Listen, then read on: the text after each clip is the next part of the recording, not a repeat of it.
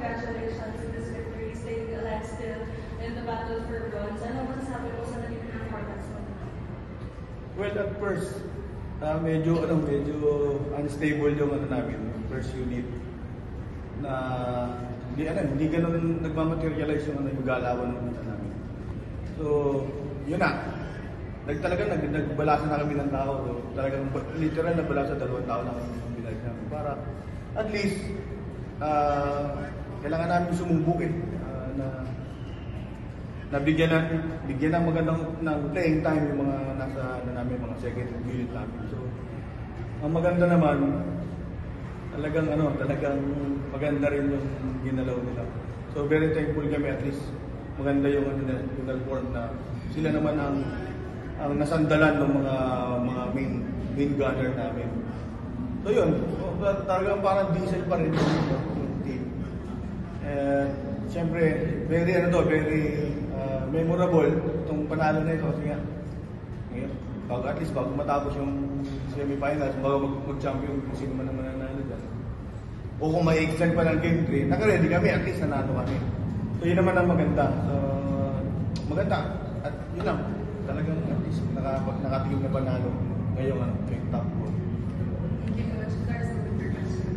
Coach, ano lang masasabi niyo yung kay Nabor Dulo yung mga ano niya yung nagpatap na. Ano naman sabi sa akin? Ano naman, hindi naman nabago na pumapalo si Jasmine kasi namin sa during practice yun. Ang maganda naman sa kanya, nag-perform. So talagang yung hesitation niya before, ngayon nalagpasan niya yun. So maganda kasi nga niyakap niya yung adjustment na ginawa namin. Lalo-lalo na ngayong game to. Napaka-important din yung game. So ang maganda naman din, si Aya naman at nakakakuha ng second goal, ibabato kay Jasmine. So, it's totally team effort. Siyempre meron lang talaga nagro-rose dun sa rank na talagang siya ang nagiging spark plug. This time si Jasmine. Shaya. Yung Aya kasi andun yung Aya all throughout. So yung especially palitan namin ng si Cez Robles, very reliable na for this time naging siya service specialist. So talagang niyakap nila yung role na binigay sa kanila ngayon. Coach,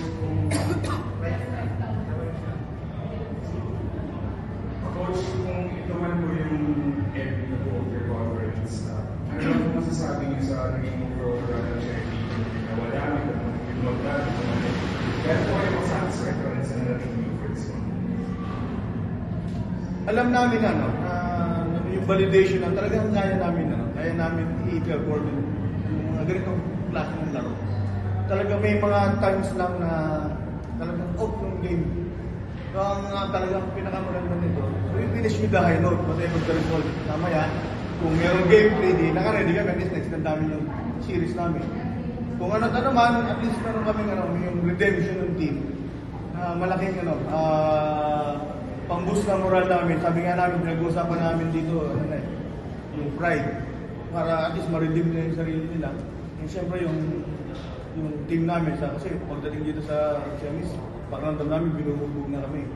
So alam namin na kaya pa namin sumalag at kaya pa namin kumonter. So ngayon, talagang masaya. Dahil yung worth it yung pinaghirapan ng lahat. So, yung mga first unit namin. Hindi man nakapag-perform ng ganun kataas, pero at least meron kaming yung support system ang doon. At medyo maganda yung resulta ng game. Coach, you also have Jasmine Nabor and Aya Lara. First off, Jas, congratulations sa panalo. Ikaw din yung isa sa mga naging game changer ng Cherry Pico. Ano siguro yung motivation mo going into this match para matulungan yung team na mapapalo ka na?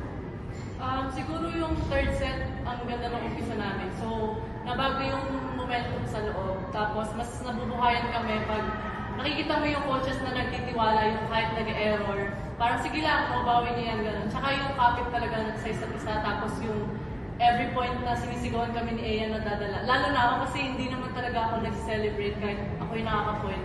So, ang sarap sa feeling na nadadala kami ni Aya kanina. Eh, syempre, lahat kami nasa loob ng court. Thank you, Jas. And for AR, best player of the team. Ikaw din yung nag-deliver ng final points for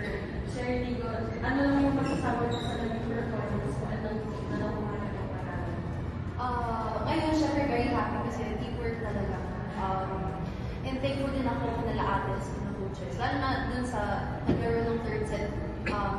Kasi yung mga ibang off ngayon, talagang nag-step up sila para magbigyan ng magandang laban to. At syempre, isa nga din ulit, thankful ako kasi kahit bata ako dun sa circle, hindi nila ako tinitingnan as bata, nakikinig din sila sa akin. Kahit nasisigawan ko sila, hindi naman intention niya na ibaba sila para lang mag-boost. Kasi the more kasi natahimik, the more na parang nawawalan kami ng gana. Pero ayun lang naman, yung isa din doon, kung nagkakamali, ang pinaka-keyword namin, move on.